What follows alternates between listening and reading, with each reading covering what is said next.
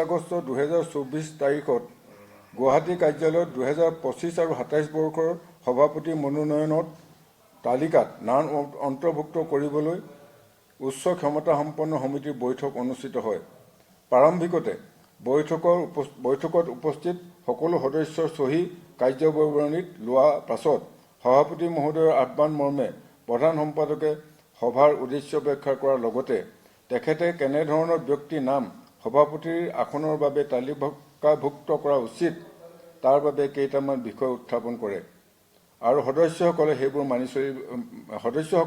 সেইবোৰ মানি চলিবলৈ আহ্বান জনায়। সভাপতি মহোদয়ে সকলো সদস্যকে প্ৰধান সম্পাদকে উত্থাপন কৰা বিষয়কেইটাৰ ওপৰত নিজ নিজ মন্তব্য জানিব বিচাৰে।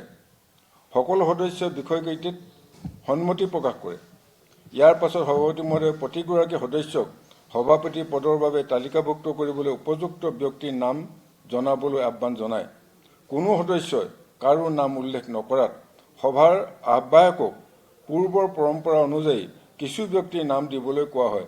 এই ক্ষেত্ৰত আমি পূৰ্বত এনেকুৱা ধৰণৰ পেনেল আছিলে, তেতিয়াহে আহ্বায়কে নাম কেইটামান ক'বলৈ কৈছিলে, সেই কথাটোকে কৰিবলৈ কোৱা হ'ল। জনায় আহ্বায়কে 5জন লোকৰ নাম উল্লেখ কৰে। সভাপতি মহোদয়ে সদস্যসকলক ইতিমধ্যে নাম উচ্চাৰিত হোৱা ব্যক্তিসকলক এজন এজনকৈ নাম লৈ সন্মতি বিচাৰে। এজন সদস্যই এগৰাকীৰ নামত আপত্তি জনায় আৰু সভাপতি মহোদয়ে নিজে আন এগৰাকী ব্যক্তিৰ নামত আপত্তি জনায়। এগৰাকী সদস্যই উল্লেখিত 5গৰাকী ব্যক্তিৰ নামত আপত্তি নকৰিলেও আন 4গৰাকী ব্যক্তিৰ নাম উল্লেখ কৰে। কিন্তু ইতিমধ্যে প্ৰধান সম্পাদকে উত্থাপন কৰা বিষয়সমূহত সন্মতি প্ৰকাশ কৰাৰ বাবে সেই নামকেইটা বিবেচনালৈ অনা নহ'ল। ইয়াৰ পাছত আলোচনাৰ সকলো কথা গোপনে ৰখাৰ বাবে অংগীকাৰ কৰি সকলো সদস্যই চহী কৰে আৰু জাতীয় সংগীতেৰে বৈঠক সামৰণি পৰে। উল্লেখযোগ্য যে সভা সামৰণি পৰিলেও প্ৰক্ৰিয়াটো সম্পূৰ্ণ হোৱা নাছিল। প্ৰক্ৰিয়াটো তেতিয়াহে সম্পূৰ্ণ হ'ব যেতিয়া প্ৰধান সম্পাদকে তালিকাত নাম অন্তৰ্ভুক্ত ব্যক্তিসকলৰ পৰা লিখিত সন্মতি আনিব আৰু উচ্চ ক্ষমতা সম্পন্ন সমিতিখনে এক তালিকা প্ৰস্তুত কৰিব। অৰ্থাৎ বৰ্তমানলৈকে তালিকাখন সম্পূৰ্ণ হোৱা নাই। যিখন তালিকা হৈছে এখন তদৰ্থ তালিকাহে। অতি দুৰ্ভাগ্যজনকভাৱে বৈঠক সামৰণি পৰাৰ কিছু সময়ৰ পাছতে বৈঠকত আলোচিত বহু কথা প্ৰচাৰ হৈ গ'ল আৰু মোক লক্ষ্য কৰি বিভিন্ন সমালোচনা আৰম্ভ হ'ল।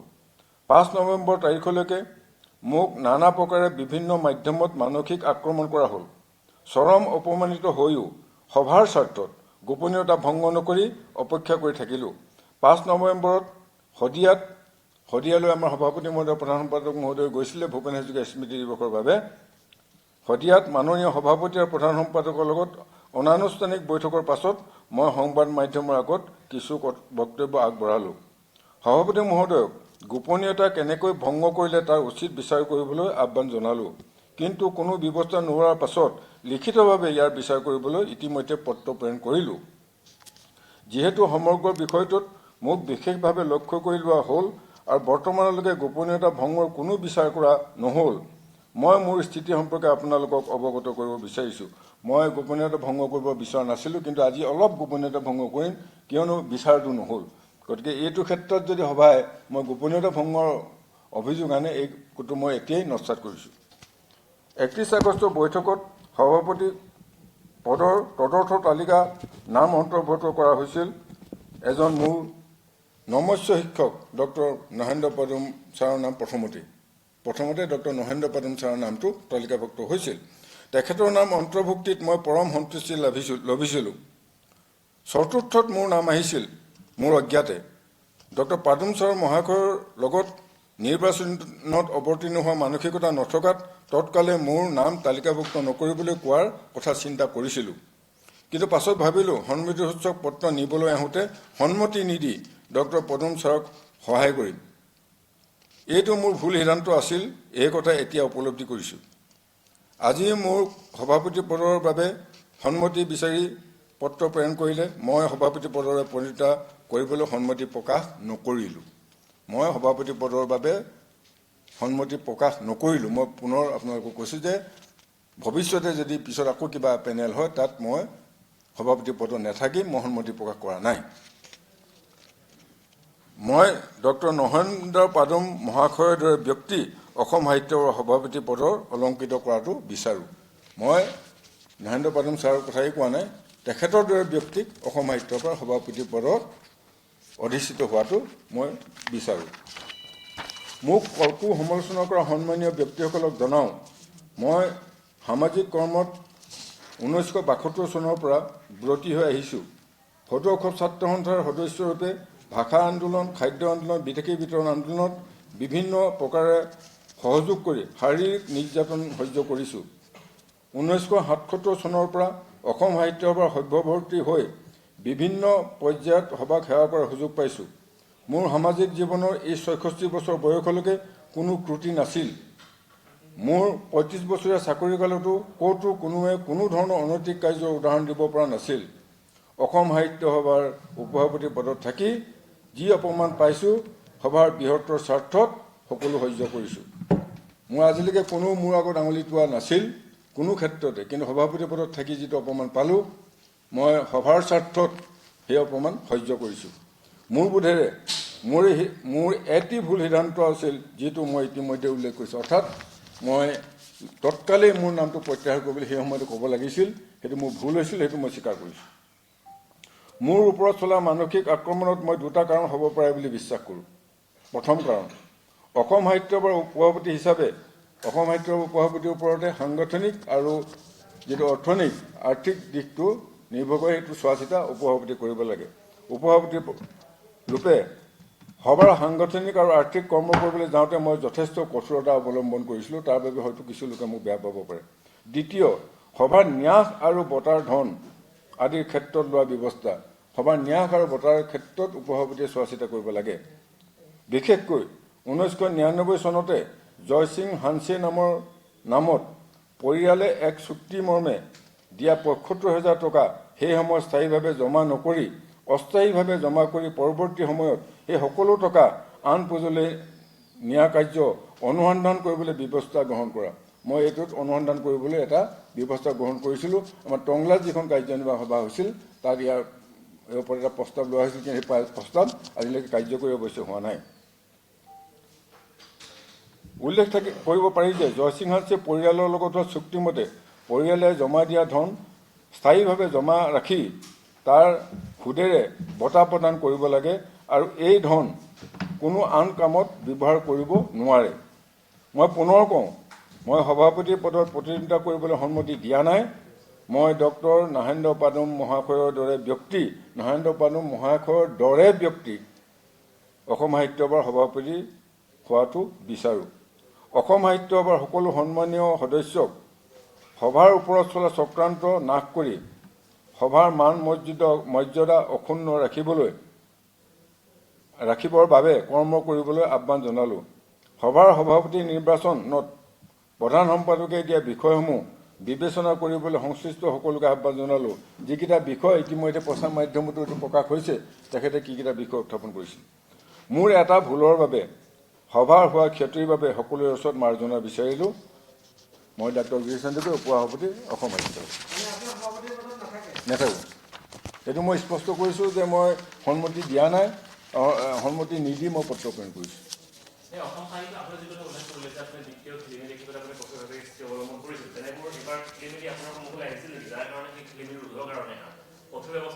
এইবাৰ একো খেলি মেলি হোৱা নাই। আগৰ যিবোৰ খেলি মেলি হৈছে সেইবোৰ এনকুৱাৰী কৰিবলৈ দিয়া হৈছিলে, সেইটো এটা হ'ব।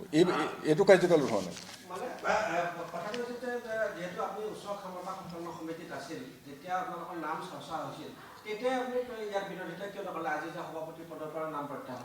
মই এইটো উল্লেখ কৰিছোঁ, সেইটো মোৰ ভুল আছিল বুলি মই স্বীকাৰ কৰিছোঁ। মই যিটো ক'লোঁ এতিয়া তাত মই কৈছোঁ, সেইটো তেতিয়া তৎকালে কৰিম বুলি মই চিন্তা কৰিছিলোঁ, কিন্তু একদম ভুল সিদ্ধান্ত আছিল, এই কথাটো মই স্বীকাৰ কৰিছোঁ। নহয়, মই সভাপতি পদত কোনো কালেই নাছিলোঁ। মোৰ নামটো হঠাতে আহিছে। মই কোনো এজন সদস্য ক'ব নোৱাৰে যে মই কাৰোবাৰ সভাপতি হ'ম বুলি কৈছিলোঁ।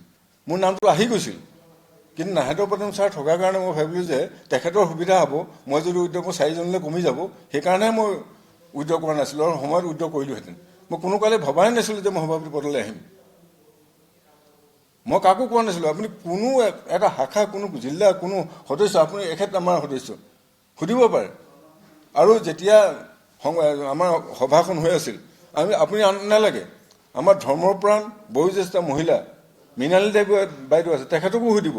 মই সভাত একো মাত মতা নাই, আৰু বাইদেউ মোৰ নামটো অপোজ কোনো কৰা নাই। যিটো নিয়ম থাকে, বাছনি সমিতিয়ে যদি তেওঁলোকে নিজৰ প্ৰাৰ্থিত্ব বাছনি কৰে, তেনেস্থলত ইয়াত কৰা লজ্জাজনক কথা একো থাকিব নহয়, সেইটো তেনেকুৱা ধৰণৰ কোনো নিয়ম নাই। কথাটো শুনক, ৰাজ্য চৰকাৰৰ থাকে, কেন্দ্ৰীয় চৰকাৰৰ থাকে, আপোনালোকৰ সাহিত্য সভাত নিয়ম নাই, সেই নিয়মটো এটা থয়। এতিয়া বিধানসভাত এগৰাকী প্ৰশাসনিক বিষয়া কমাণ্ডাৰৰ বাবে মই কৈছোঁ, মোক উত্তৰটো দিব দিয়ক। অসম বিধানসভাত যেতিয়া কোনো এটা দলৰ মুখ্যমন্ত্ৰী নিৰ্বাচন হয়, তাত বিধায়ক সকলো প্ৰেজেণ্ট থাকে নে নাথাকে, মুখ্যমন্ত্ৰীজন খুব প্ৰেজেণ্ট থাকে নে নাথাকে? তেতিয়া ক'ব নেকি তেওঁ নিজৰ নামটো নিজে আনিছে? এইটোতো হ'ব নোৱাৰে। পাৰ্লিয়ামেণ্টত যেতিয়া এটা পাৰ্টীৰ সংখ্যাগৰিষ্ঠ দলৰ MP অকল প্ৰেজেণ্ট থাকে, তাতেতো প্ৰধানমন্ত্ৰী নিৰ্বাচিত হয়। তেনেকুৱাতো কোনো নিয়ম থাকিব মোৰ বোধে নালাগে। আৰু মই পুনৰ কৈছোঁ যে মই কোনো কালে কেতিয়াও সভাপতি পদৰ বাবে কাকো কোৱা নাছিলোঁ। মোৰ নামটো আহিছিল, কিন্তু মই কৈছোঁ যে সেই সময়ত মই তৎকালে পৰিহাৰ কৰিব লাগিছিল, সেই নকৰাটো মোৰ ভুল। মই ভাবিছিলোঁ প্ৰকৃততে কথাটো কি, যিটো প্ৰচাৰ মাধ্যম ওলাই গ'ল, সেইখন সমিতি নাছিলেই, সেইখন আছিলে এটা খচৰাটোকে প্ৰচাৰ হৈ গ'ল। যেতিয়া সন্মতি পত্ৰ বিচাৰি আহিলেহেঁতেন, তেতিয়া মই না কৰিলোহেঁতেন, তেতিয়া মোৰতো নামটো প্ৰচাৰ মাধ্যমত নাহিলেহেঁতেন। সেইখন খচৰা আছিল, সেইখন সম্পূৰ্ণ নাছিল।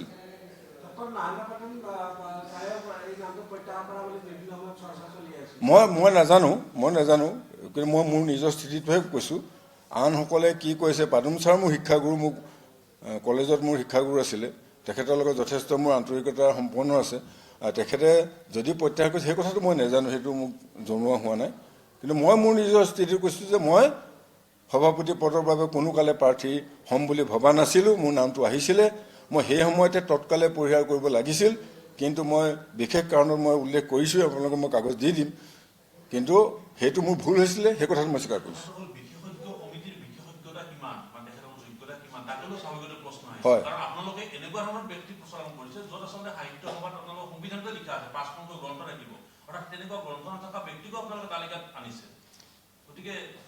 কথাটো এনেকুৱা, তাৰমানে গ্ৰন্থ নাই বুলি ধৰক মোৰ কথাও কোনোবাই কৈছে যে গ্ৰন্থ নাই। মোৰ অৱশ্যে গ্ৰন্থ আছে, মোৰ 9খন গ্ৰন্থ আছে, উপন্যাস 4খন। এতিয়া গোটেই নামখিনি মই ক'বলৈ পৰাক 4খন উপন্যাস আছে, 4খন গল্প সংকলন আছে, 1খন প্ৰবন্ধ সংকলন আছে। কিন্তু এইটো মই সিদিনা কোনোবা আপোনালোকৰ সাংবাদিক যাওঁতেও মই কৈছোঁ যে মই নাম জ্বলা সাহিত্যিক, সেই কথা মই কেতিয়াও নকওঁ। আৰু সভাপতি পদৰ বাবে মই প্ৰাৰ্থিত্ব আগবঢ়োৱাই নাছিলোঁ, গতিকে সেইবোৰ বিষয়ত আহিবই নালাগে।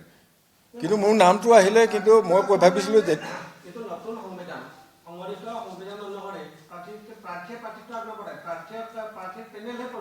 মনোনীত কৰোঁ।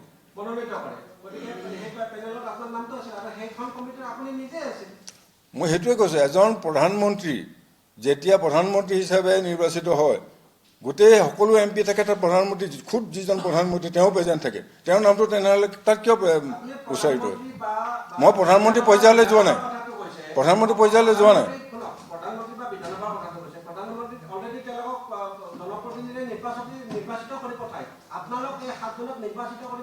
কৰিছে।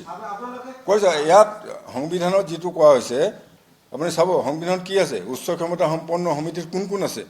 বৰ্তমানৰ সভাপতি, বৰ্তমানৰ উপসভাপতি, বৰ্তমানৰ প্ৰধান সম্পাদক, সদ্যপ্ৰাক্তন সভাপতি, সদ্যপ্ৰাক্তন প্ৰধান উপসভাপতি, এই গোটেইকেইজন কিন্তু শাখাসমূহে নিৰ্বাচন কৰা।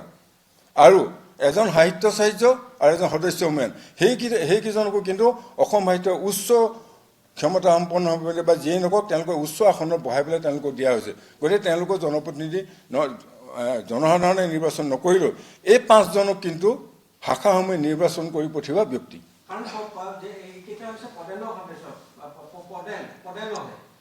প্ৰধান বুলি কোন নাই, 7জনীয়া কমিটিৰ প্ৰধান হৈছে কোন নাই? সংবিধানে সেইটোৱে কৈছে।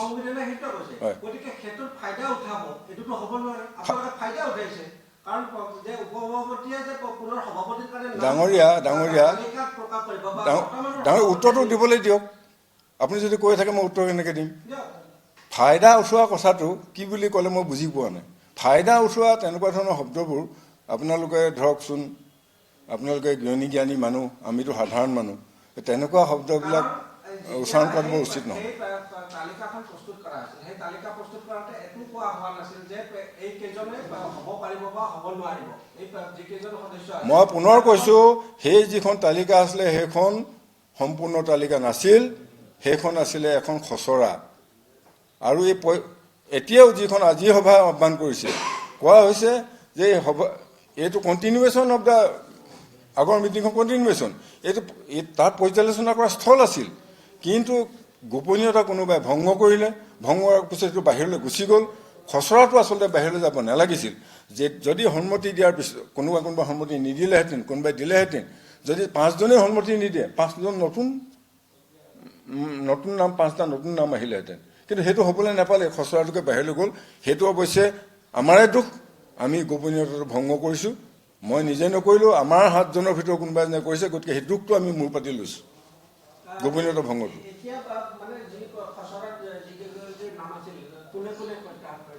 মই নাজানো, মই মোৰটোহে জানো, সেইটো প্ৰধান সম্পাদকে জানিব বা সভাপতিয়ে জানিব।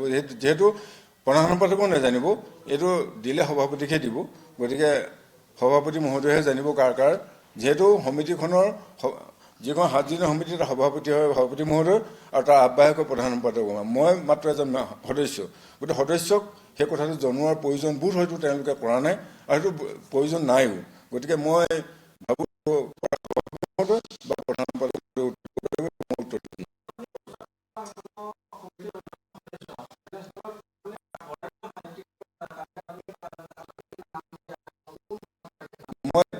এতিয়াই মই নকওঁ, সেইটো যিহেতু আমি সভাত আলোচনাৰ মৰ্মে হ'ব, গতিকে এতিয়া কোৱাটো মই উচিত নহ'ব বুলি ভাবিছোঁ।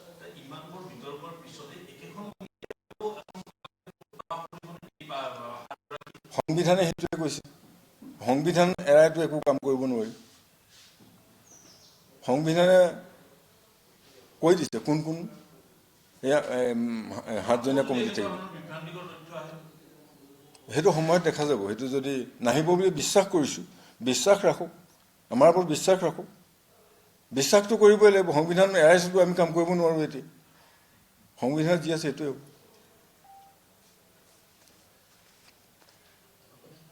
মূল কথাটো এইটোৱে যে মোক নামটো আহিলে মই স্বীকাৰ কৰিছোঁ, তৎকালে মই নামটো প্ৰত্যাহাৰ কৰিব লাগিছিলে, এইটো কৰা নহ'ল।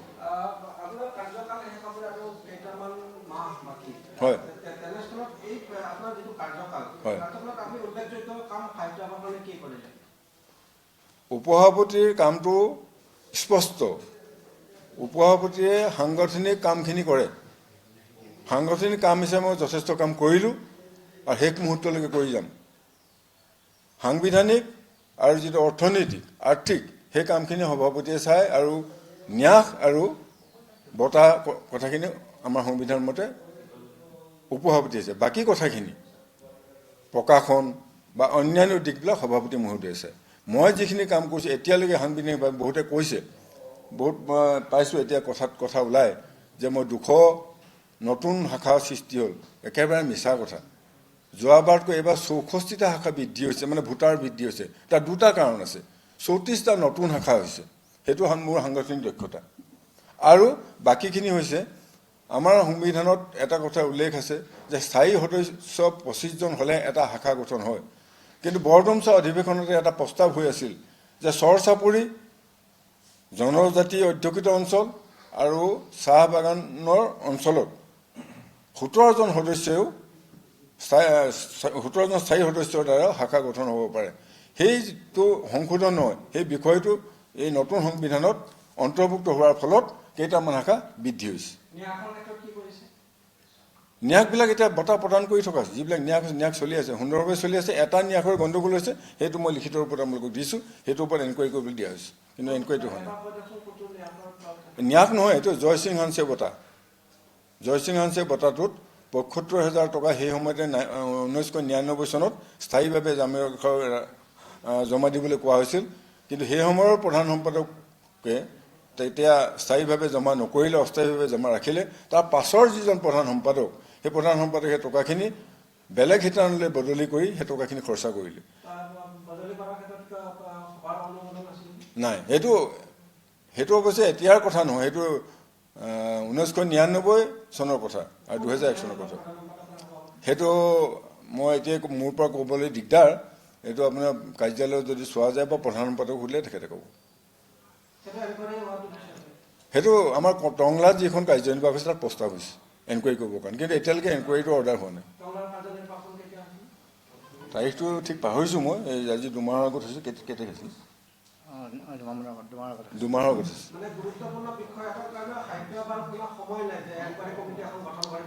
সেইটোতো মই লাগি আছোঁ, মোক কৈ লাভ নাই, সেইটো প্ৰধান সম্পাদকে দিব লাগে এনকুৱাৰীটো, মইতো দিব নোৱাৰোঁ। নহয় এনকুৱাৰী দায়িত্বটো এনকুৱাৰী মই অৰ্ডাৰ কৰিব নোৱাৰোঁ। যিকোনো খবৰৰ বাবে যোগাযোগ কৰক 7099017330 অথবা 7099017990 নম্বৰত।